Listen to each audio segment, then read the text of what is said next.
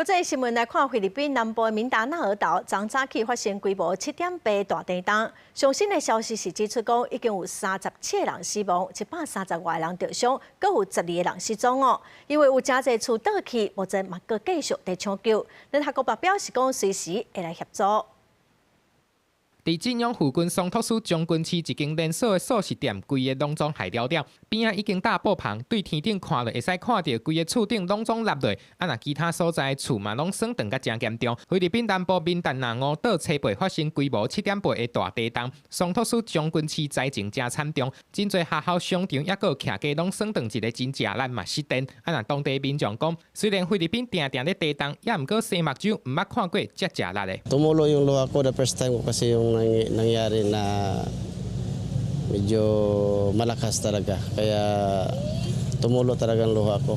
地震过了后，菲律宾火山地震研究所记录到的地震尾超过180摆。当地政府呼吁民众爱离开受损的建筑物。若初八暗时，真侪民众拢爱困伫咧大路边。Naisipan namin mag-tent dito sa Opal dahil sa mahirap po doon sa boarding house, then mainit, then delikado po doon. Yun nga, naisipan namin dito pumunta kay baka pag bumalik ang lindol, hindi na kami mahirapan tumakbo kasi second floor dito kasi meron doon.